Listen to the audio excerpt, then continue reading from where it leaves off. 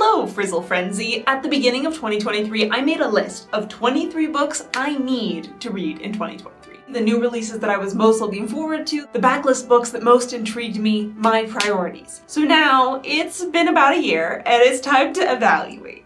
Did I actually read these books, and did I actually like these books? So of course, because the list was the 23 books that I need to read in 2023, the tier list has 53 books on it because a lot of the things on the list were groups of books. I'll talk through that as we go. Bottom tier is whoops, I haven't read it yet. Next up is I did read it, but I never should have picked this one up. Like, I just did not like it. Past Chloe was crazy to put this on a list. And then the middle tier is, well, at least it's off my list. Our fourth tier is It Delivered, I loved it. And then our top tier is even better than I hoped. The ones that, even though I had very high expectations for all the books on this list, exceeded expectations. This video has an extended edition for my patrons because I had so much to say on this book. So if you're one of my patrons, now it's time to jump over to the extended edition. So item number 1 is Mercy Thompson number 14, which is Here, Winter Lost. And unfortunately, we are starting out not too strong with whoops, I haven't read it yet. But it's not my fault because this book hasn't come out yet. It was scheduled to come out in 2023 and got delayed. Then we have Kindred by Octavia E. Butler, and I think I have to put this on, well, at least it's off my list, because I liked it. But this novel ended up being more heavy than aligns with my taste, for good reason, because it's a book about the horrors of slavery. But I couldn't have a good time with this book, and I read books to have a good time, you know? This book is a masterpiece, and I do highly recommend it. It's about a woman from the 1970s who starts mysteriously, uncontrollably time traveling back to the era of slavery in the United States. Next up, Jade City. I don't think I've ever seen a negative review of this book pop up on booktube until mine. I never should have picked this up. And I don't know what it is about it. I feel like this book, it's got the trimmings and the settings of urban fantasy, which I love, but it's got like none of the tropes of urban fantasy, which I love. Its premise is like Chinese gangsters fight over magical rocks and have gang wars. And I just never connected with the characters. Next is rereading a handful of Dresden Files, probably 4 through 10. Did I do it? Ish? We have Summer Night, which I reread. Gave it 5 stars again, even better than I hoped. I love this series, I love these books, but I only reread one of the Dresden Files this year. Never got around to continuing. So the Dresden Files series is about modern day wizard Harry Dresden. It's a urban fantasy book with actually all of the tropes of urban fantasy, which I love. Then book number 5, the 5th season by N.K. Jemisin. Have I read it? Yes, I have. And I think I'm gonna put it as, well, at least it's off my list.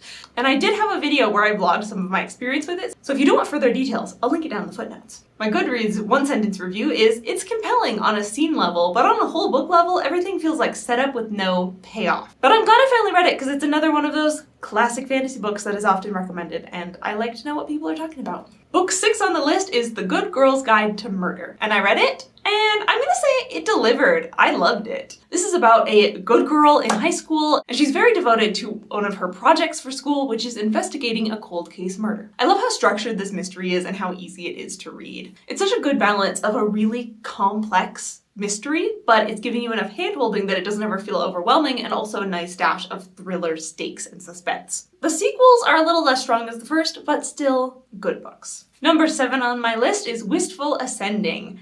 And I gotta put it in, it delivered. I loved it. This is a superhero-themed space opera where we have a guy with all the powers of like Superman, and in the past he's been like a powerful war machine for this military, but now he's retired and he just wants a quiet life, so he's like a tow truck for spaceships.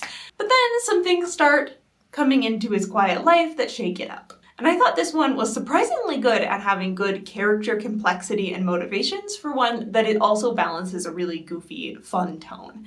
The sequel, I did not love, but this one I did. Then we have The Naturals by Jennifer Lynn Barnes, and I'm gonna say, well, at least it's off my list. The same version of my personality that was drawn to A Good Girl's Guide to Murder is here for The Naturals, which is a series about teenagers that are recruited by the FBI to solve cold cases about serial killers, and then get entangled with real serial killers, of course. And it was like fine, but it felt so aggressively young adult in the way that it was like pushing this love triangle on me that I didn't feel Then Sword Heart by T. Kingfisher, which goes into, well, at least it's off my list. This is another one that I heard the hype about and I wanted in. So here's my dilemma. This is like a cozy fantasy romance novel. And I have loved quite a few books with that genre description, but also quite a few of those books with that genre description, it's just not enough plot and too repetitive and not enough emotional depth. And I haven't quite figured out what the difference is in some of these. Oh, I even forgot about this part. Kind of irritating how much time felt like it was being dedicated to setting up an extended universe. So yeah, this book is a standalone, but happens in an extended universe. And there were so many scenes and chapters that just felt like it was being like, see, the thing that was with the other book, it's also this one. And I'm like, who cares? Next, we have the Spiffbo 8 finalists. Spiffbo is the self-published fantasy blog-off, a yearly competition. And I decided I would read all 10 finalists. I read quite a few in 2022, and I finished them up in 2023. So here's those that I read in 2023. So we have A Song for the Void, never should have picked it up. Umbral Storm, never should have picked it up. A Touch of Light, never should have picked it up. Miss Percy's Pocket Guides for the Care and Feeding of British Dragons gets to go to even better than I hoped, and I'll talk about that in a minute. So these are the 4 that I read in 2023. The other 6 I read last year, and you can find all of my reviews for them in one roast video, because most of the books I really didn't like. And that's partially why Miss Percy's Pocket Guide to the Care and Feeding of British Dragons ended up so high and even better than I hoped, because by the time I got to this one, my hopes were not high. So it was not a very high bar to clear, but this one, I did love it. 11 on the list is 𝐒𝐎𝐓𝐍𝐎𝐒. So this is book 1 of a series that before this year, I had already read book 16 of. And I'm gonna say it delivered. I loved it. Now I've since gone on to read a lot of other books in the series, and not all of them are good, but some of them are really good. This is like a book that's an inverse of Jade City, where that one has the setting of urban fantasy, but none of the tropes and vibes. This book has the setting of a high fantasy world with elves and dragons and stuff, but all the vibes and tropes of urban fantasy. We're following a guy named Vlad, and he is an assassin and also part of the mob and sometimes a mob boss, and he's got like a little dragon familiar. And then the 12 monthly books from my book club, the Frizzle Fantasy Fish. I'm so happy about my book club. It's been running for over a year now. At its year anniversary, actually, we took a vote in the book club and decided that it would be both fantasy and sci-fi from here on out. So it's no longer the fantasy Frizzlefish, but the sci-fi fantasy Frizzlefish. And I did read all the books for my book club this year. Actually, I'm just about to start the December one. I just got it on hold, so 11 books. I don't have all of them lined up here in the tier list because some of them are with other numbers, like Jade City was a book we read for the book club together. So first we got Lockwood & Co. It delivered. I loved it. One of the reasons that this one was picked for the book club is because it got adapted into a miniseries by Netflix this year, and oh my, the miniseries by Netflix is even better than this book. But the book is still very good. This takes place in like a semi-modern world, except for there's like an infestation of ghosts everywhere, and if they touch you, you die. But you can only see the ghosts if you're like a gifted teenager. So the Ghostbusters are gifted teenagers, and this is following a few of those in a team as they navigate the hauntings. And it's like a little bit of horror, but not in a way that's overboard and unfriendly to teenage audiences. I'd highly recommend it for anyone looking for light teen horror. Then another book chosen by the book club, by the way, I put everything to a vote. Then we've got Renegades, and I'm putting this into even better than I hoped. This is a series that is very steeped in turning superhero stories into a novel, and we are following 2 main people. One is a guy and his parents are like the big superheroes that are in charge of the world right now. And one is a girl, and her parental figures are the supervillains trying to kill those superheroes. And then they encounter each other, and there's lots of course, secret identities and drama and some romance and lots of action and really interesting philosophical discussions about these 2 worldviews of the heroes versus the villains and the ways that they're both good and both bad. The House in the Cerulean Sea, another book club. Well, at least it's off my list. This year, I tried to pursue so many books that were cozy fantasy with strong romance plots, and some of them were better than others, and this is one of the ones that I thought was less good. It certainly was cozy, fantasy, and romance. Did I feel like the parts all combined well and create a compelling book? No. This book follows Linus, whose job it is to look in on magical children in orphanages as a welfare inspector type guy. And then he visits this out-of-the-way orphanage with all of these dangerous magical children and learns the meaning of friendship, family, and falls in love. Another book club read was Vespertine. It delivered. I loved it. This book is like, what if Joan of Arc was also Venom? This is a nun, her job is to like take care of dead bodies all the time, and then she like accidentally gets possessed by a demon, but then she overpowers it, so it's still in her head, but she's in control, and then it gives her powers, and then she sets off on like this holy quest to save the land, and it just does that so well. I guess that description makes it sound a little bit more action-packed than it is, but it's still pretty action-packed. Then 𝐋𝐈𝐍𝐻𝐒. I loved reading this one as a book club, getting to discuss it with people on the Discord server, getting to discuss it with my husband who also read it, because there's so much philosophy and discussion points in this book. I'm gonna say it delivered. I loved it. This is about like a utopia world where they have solved death, they can reverse aging, they can heal anything, but then whoops, the population's getting out of control. So there becomes a new role and job in society, which is the 𝐶𝐈𝐍𝐻𝐒, whose job it is to literally kill people. And then this book follows two teenagers who get apprenticed to be 𝐶𝐈𝐍𝑒s, and their journey learning how to be 𝐶𝐈𝐍𝑒s and the philosophy of death and killing people, and then also learning about all the corruption within the 𝐶𝐈𝐍𝑒 organization and dealing with that as it comes to a boiling point. We also have Uprooted, which I'm gonna put in, at least it's off my list. I've heard so many things about this book. I've heard glowing positive reviews, I've heard scathing negative reviews, I've loved some things by this author, and I've hated some things by this author before. I was going into it with a lot of mixed feelings, and it ended up being kind of meh. Like, I didn't hate it, but I didn't love it. This is about a girl who gets kind of kidnapped by this wizard to live off in his tower, but then there is an encroaching evil forest that's slowly eating the land, and then they have to work together to solve this problem. Then we have Heartless 𝐻𝐻𝐒. I'm gonna say it delivered. I loved it. This is another fairy tale vibes novel about a queen who offends a wizard and he steals her heart, and now she can't feel strong emotions, and then she has to go on a quest to try to get her heart back, along with some various companions, including a servant who keeps flirting with her. And it's been long enough that I'm gonna need to check my review for this one. All the charm of a classic Disney movie, well written with intriguing magic and characters. Then we also read for the book club Going Postal. I'm gonna say, well, at least it's off my list. This is the second of the Discworld books I've read, and I keep trying to find one that I'll love, but it keeps failing. I feel like the works of Terry Pratchett that I read so far have just been too humor and satire focused and not enough character focused for my taste. Next, after the 12 monthly books from my book club, we get into number 13 on the list, Pines by Blake Crouch. I heard the premise, I thought it sounded interesting, I heard it recommended by people with similar tastes to me, and I should have never picked this up. I pushed myself through like 75% of this book, got through all the big plot twists, all the big action moments, and still, snooze fest, boring, I hated it. DNF. This is about a federal agent investigating the disappearance of another agent in an interesting town with dark magic and twists and kind of sci-fi blend, and it gets weird. Protagonist is injured. Protagonist is angry and confused. That's it. That's the book. DNF at 75%. Then, number 14 on the list, we are Legion. And alas, this has to go into whoops, I haven't read it yet, because I haven't gotten around to it. I do have a copy of this book right now. It's on my priority TBR. I'm getting into it in the next few months. Then we have The Dead Romantics. Finally, a book that I picked up because of the hype that was actually good, and I loved it. It delivered. This is about a woman who can see ghosts, and it's about her dealing with her grief in the wake of her father's death. And while she's at home prepping for the funeral, the ghost of her boss shows up, and he's really hot and nice and kind, and it's a romance. Then we have The Blade itself.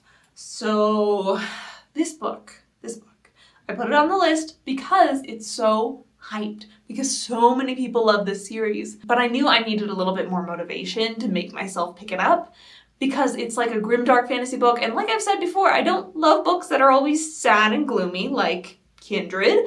I don't love books where the characters are always angry, like Pines. Like, it's not the thing that I enjoy to read. So grimdark as a genre has never really allured me, but I keep hearing the hype for this one. I really want to pick it up. But, whoops, I haven't read it yet because I never worked up the motivation or courage to read this book this year, and I think I'm going to remove it from my want to read list. Because even though that it's so hyped and so loved, I don't think it actually aligns with my taste, and I don't want to make myself read something that I know I'm not going to love going in. If you think I'll love it, say so in the comments, sound off, and maybe I'll be convinced. Number 17 on the list, Witch King by Martha Wells. I love Martha Wells' writing in the Murderbot Diaries. I've been reading her other books and haven't loved any of them yet. Witch King is one that came out this year, and I'm gonna say either I never should have picked this up or at least it's off my list. I think I'm gonna put it at least it's off my list. I'm glad I read it because it's from an author that I loved before, and I don't think it was bad for me to pick, and I don't like regret picking it up, but it wasn't like good. I have like a 20-minute video of me and my husband just complaining about this book. Let's go find my review of it. It's probably pretty long because I got this one as an ARC from the publisher. Thank you, publisher, for sending me a copy of the book. And whenever a publisher sends me a copy of the book, I put a lot more effort into my review than one sentence. I adore the premise of this book. We open to the foolhardy adventurers accidentally awakening the ancient, all-powerful Dark Lord, the Witch King. And then this book goes on to not deliver on that premise and be really boring and disjointed in its plot. So, at least it's off my list. The next reading goal I set for myself is all the Lois McMaster Bujold. So in 2022, I found the author Lois McMaster Bujold and I fell in love with so many of her books. So I was like, I need to read all of her books, ever. And when I wrote this, I didn't realize how many books she had written. I thought when I put this on the list, all of the Lois McMaster Bujold, I was thinking I had like maybe 10 books left in her bibliography. Let's see how many I read this year. We have 1, 2, 3, 4, 5, 6, 7, 8, 9, 10, 11, 12, 13, 14, 15, 16, 17. And there's still a lot of bibliography to go. I realized counting here, here's another Spiffbo finalist that got out of order. It goes into I never should have picked this up. It's another one I hated. Let's not talk about it anymore.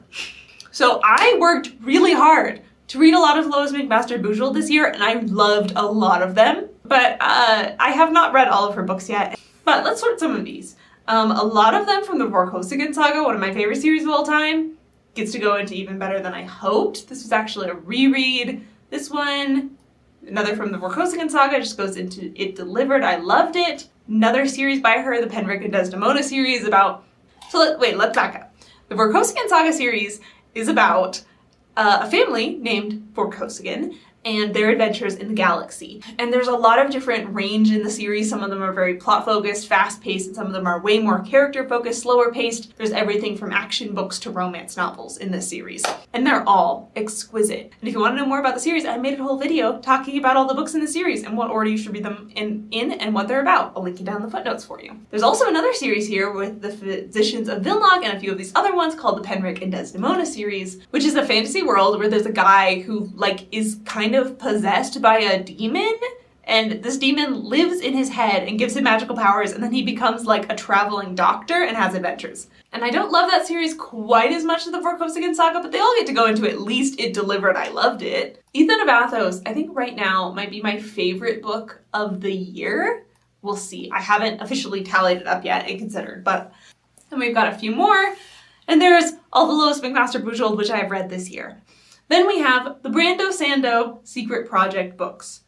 There are 4 of them. So, Tress of the Emerald Sea, well, at least it's off my list. Lots of people love this one. It's about a girl who falls in love with a prince, who then has to go off on a political errand. He gets lost, kidnapped by a witch, and she heads off to save him. It's quaint, it's comforting. The narrator, in my opinion, is highly annoying and way too involved in the story. I read this in January, so let's see what my review was. It feels very YA middle grade in that simple storytelling way. And the more that I've sat on this book, the less I've liked it. The next of the secret projects is the Frugal Wizard's Handbook for Surviving Medieval England, and it goes into I never should have picked this up. I despised this book. I've got quite a good rant that I filmed as part of a video. I'll link it down in the footnotes for you. But basically, I think this is one of the worst books I've read this year. The writing is poor, the world building is poor, the character development is a joke, and everything about this book really got on my nerves. Next to the secret projects, we have Yumi and the Nightmare Painter. You know, I gotta put it in It Delivered. I loved it, which is such a contrast with how I felt with many Brandon Sanderson books before this one. But this one was just really cute and fun. And I definitely recommend it for people who are looking for fantasy romance with the emphasis more on the fantasy than the romance. Then the last of the secret projects, we have The Sunlit Man. well, I liked it more than Tress, but not as much as Yumi. I think I'm gonna put it in, well, at least it's off my list. One of the things that this has showcased for me, though, is that Brandon Sanderson is very strong at writing sci-fi, I think in a lot of ways more strong than his fantasy. Because his fantasy is so well known for its very hard magic systems, and so much that they almost become sci-fi in tropes. And here, he really leaned in to the sci-fi feelings and tropes, and it worked really well with how he writes. With like spaceships and measurements and AI interfaces and stuff. Book 20, we have King Bullet. Got a lot of feelings on this one. It's the last book in a series that I loved. But this book is just honestly lower quality and less tight than a lot of the other books in the series, and I was really hoping that I would disagree with that popular opinion and like it, but alas, I never should have picked this up. And there were a few reasons for that. Looking at my review, we can see complaining about how it felt like the protagonist was just pinballing from fight to fight and there wasn't a point to it or really like a larger plot why these fights were important. Number 21 is Legendborn. Also another book that we read as part of my book club. I'm gonna say it delivered. I loved it. It's kind of a low I loved it, like it's more like I liked it. I think I gave it 3 stars, but it definitely has me intrigued enough to continue on in the series, so it deserves the spot here. Legendborn is about a teenage girl who loses her mother, and that grief kind of sends her to want to move out, so she gets into college early, and then while she's there, she encounters this secret society who are like the Knights of the Round Table and fight demons, and she gets involved in it and kind of joins up and really pushes her way into there because she thinks that they might have had something to do with her mother's death. Also facing racism and dealing with that as the society is very, very white supremacist vibes. Number 22, we have Murderbot number 7. So we have 2 books in here by Martha Wells. One's here, Witch King, one of her new releases of the year, and she actually had another book come out this year, which is System Collapse. And it gets to go into even better than I hoped. I adore the Murderbot Diaries series. I've given every book 5 stars, I've reread them so many times, it's like my comfort series. It's about a robot learning about its own humanity and autonomy and finding its stride and coming of age and making friends. And also punching things and solving mysteries and problems across the galaxy. This book, I feel like, is one of the strongest of the series and really showcases good emotional development for our protagonist. And I've got a whole review video discussing it if you want to watch it. Link it down in the footnotes for you. And then lastly, we have Trail of Lightning. And the last one has to go, whoops, haven't read it yet. But you know what? I have it on hold right now. So it's likely I'm going to get it read by the end of the year. So if I read Trail of Lightning by the end of the year, that's 50 out of 53 books that I'll have read. I think that's a pretty solid track record. If you loved this video, thanks for watching, and I think you'll love this one where I'm talking through my 2024 most anticipated books now.